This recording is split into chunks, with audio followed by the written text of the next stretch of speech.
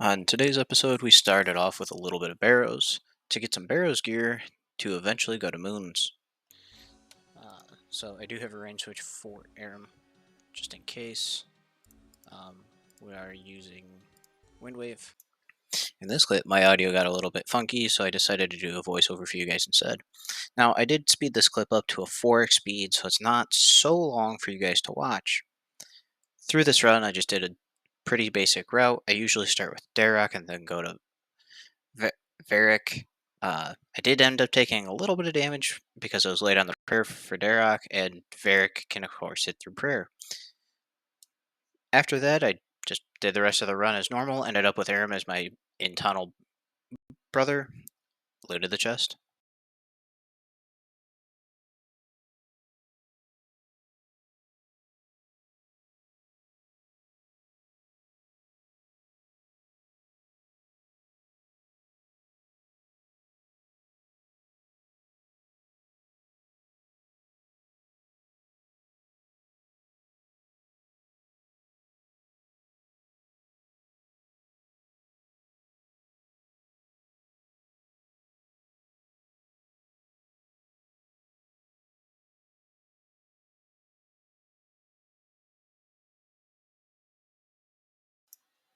Now, I've been doing a couple of the town board tasks in the background, and one of the rewards you can purchase with doing town board tasks is Barrows rerolls.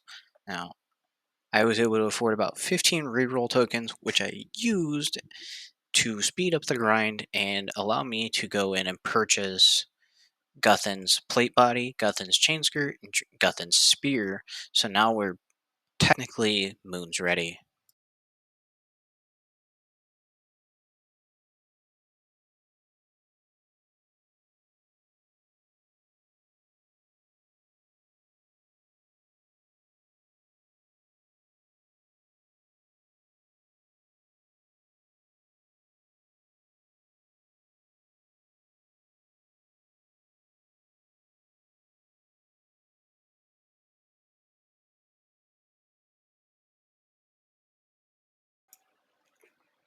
What you're seeing in this clip is me trading a zombie axe from my main to the YouTube series account.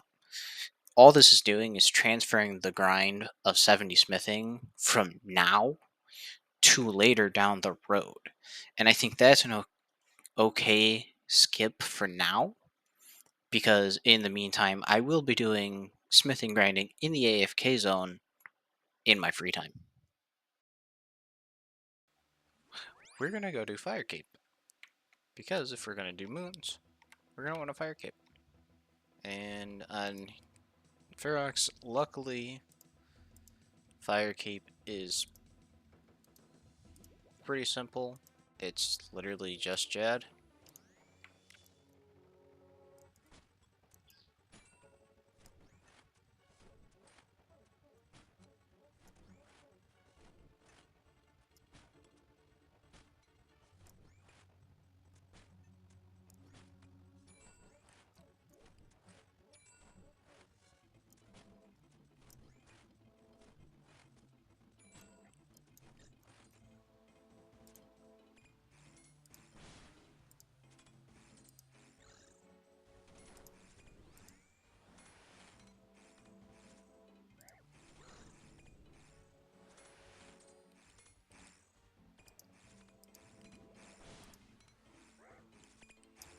So I get a little overzealous, first try on Jad, and his healers tore me to shreds. Now, normally when I do Fire Cape, I'm used to having a little tankier gear, and completely forgot that Black D'hide does not have the defensive capabilities that something like Barrows armor usually does. So, they killed me. I had to go out again. Well,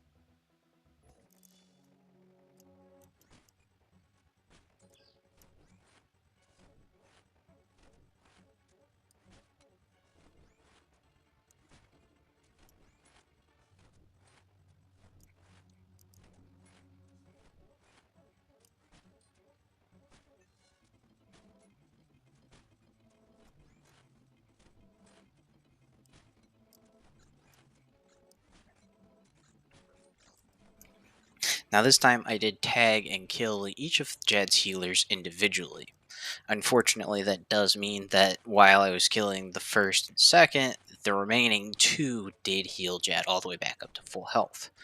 But luckily, I don't have to spawn another set of healers, even though those two managed to fully heal him. The only downside is having to get him all the way from full health back down to 0.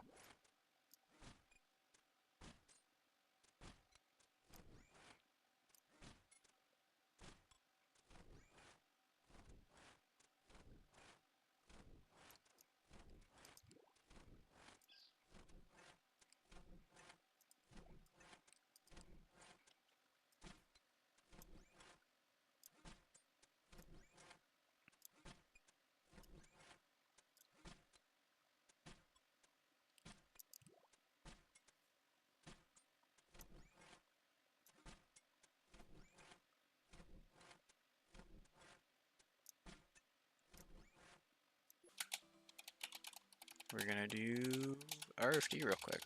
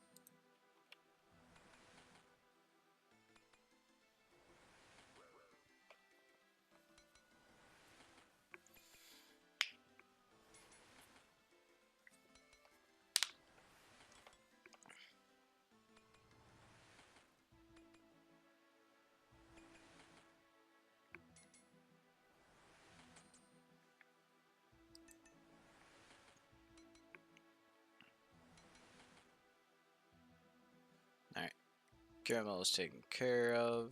Dessert is also weak to magic, so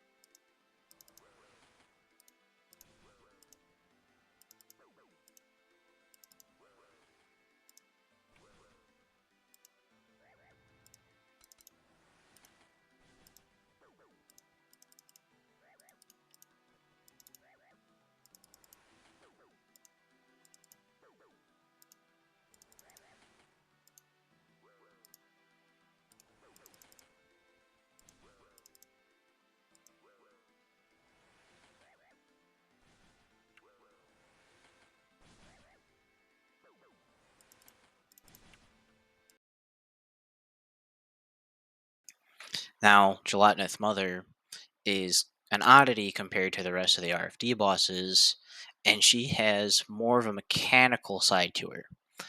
When she turns white, blue, brown, or red, she is weak to magic spells, them being their respective elements within those four. When she turns orange and green, she's weak to melee and range respectively. Now, I had brought a full tri-bridge setup, but when she turned green to be weak to range, I realized very quickly that I did not bring bolts because I deposited them along with the rest of my worn equipment after doing my fire cape.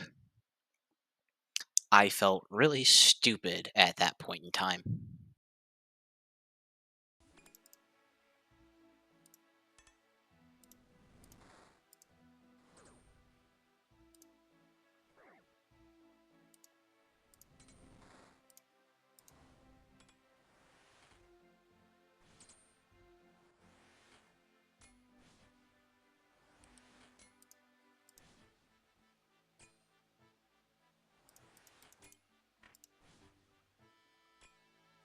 I didn't bring any bolts.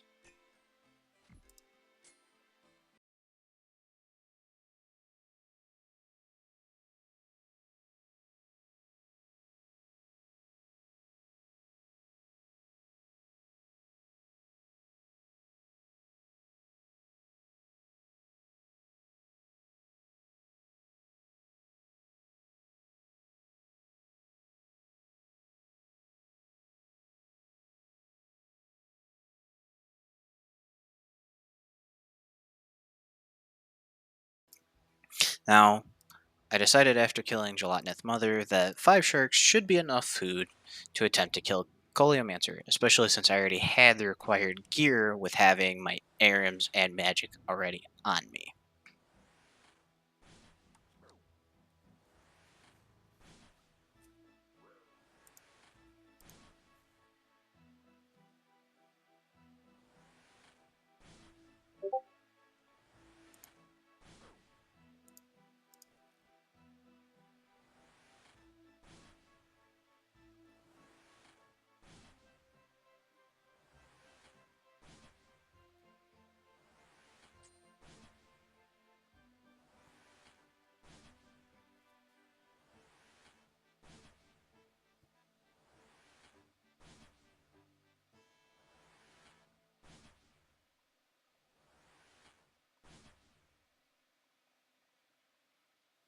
And ta-da!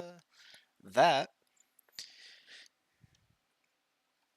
is RFD complete.